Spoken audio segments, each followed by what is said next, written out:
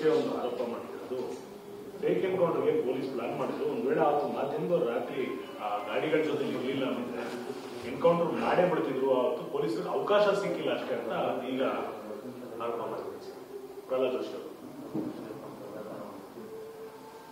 ನೋಡ್ರಿ, ಅವರು ಅಂಬೇಡ್ಕರ್ ಮೇಲಿನ ಹೇಳಿಕೆಯನ್ನ ಮರೆಮಾಚಲಿಕ್ಕೋಸ್ಕರ ಒಂದು ಕುತಂತ್ರವನ್ನ ಭಾರತೀಯ ಜನತಾ ಪಕ್ಷದವರು ಮಾಡ್ತಾ ಇದ್ದಾರೆ.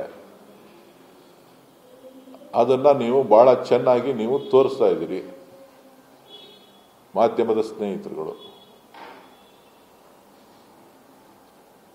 ಈ ದೇಶ ಉಳಿದಿರೋದೇ ಅಂಬೇಡ್ಕರ್ ಅವರು ಕೊಟ್ಟಿರ್ತಕ್ಕಂಥ ಒಕ್ಕೂಟ ವ್ಯವಸ್ಥೆಯ ಸಂವಿಧಾನದಿಂದ. ಅದಕ್ಕೆ ಅವ್ರಿಗೆ ಮಾಡಿದಂಥ ಅಪಮಾನವನ್ನ ನೀವು ತೋರಿಸ್ಲಿಕ್ಕೆ ಬಿಂಬಿಸ್ಲಿಕ್ಕೆ ನಿಮ್ಮ ಕೈಲಿ ಆಗ್ತಾ ಇಲ್ಲ. ನೀವು CT ರವಿನ ಬಿಂಬಿಸ್ತಾ ಇದ್ದೀರಿ. ಏನ್ ಮಾಡ್ಲಿ ನಾನು?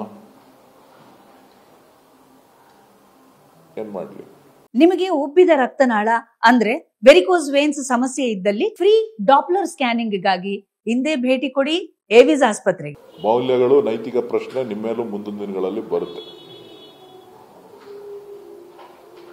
ಬೇರೆ ಇನ್ನೇನು ವಿಚಾರ ಹೇಳಿ. ಆಗಿದ್ದ ಘಟನೆಗೂ ಕೂಡ DK ಶಿವಕುಮಾರ್ ಅವರು ಪದೇ ಬೆದರಿಕೆ ಆಗಿದ್ದಾರೆ. ನನಗೆ ಆದ್ರೆ ಅದಕ್ಕೆ DK ಶಿವಕುಮಾರ್ ಹೆಬ್ಬಾಳ್ಕರ್ ಇದ್ರೆ ಕಾರಣ ಅಂತ ಪದೇ ಪದೇ ಹೇಳ್ತಿದ್ದಾರೆ.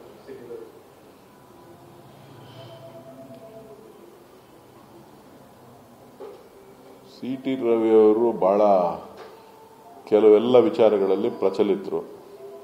ಅವ್ರ ಜೊತೆ ಒಡನಾಟ ಇರುವಂತವರು, ಬಹಳ ಇತಿಹಾಸ ಇರ್ತಕ್ಕಂಥವ್ರು. ಏನ್ ಮಾಡಕ್ಕಾಯ್ತದೆ?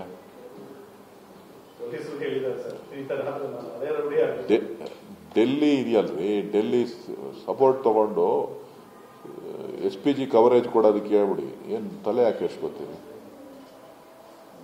ಇಲ್ಲ ಅಂತ ಅಂದ್ರೆ ಸ್ಟೇಟ್ ಸೆಕ್ಯೂರಿಟಿನ ಇಲ್ಲೇನೇನೆ ಒಂದು ಹಿಂದೆ ಒಂದು ವ್ಯಾನು ಮುಂದೆ ಒಂದು ವ್ಯಾನ್ ಹಾಕೊಂಡು ಓಡಾಡಕ್ಕೆ ಹೇಳಿ. ಬೇಡ ಅಂದವ್ರು ಯಾರು? ಅವ್ರು ಏನಾರ ಆ ಥರ ಇದ್ರೆ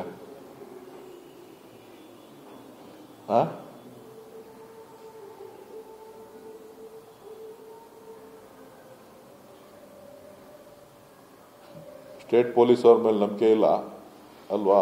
ಅದಕ್ಕೆ ಇದನ್ನೇ ಕೇಳ್ಬಿಡ್ಲಿ.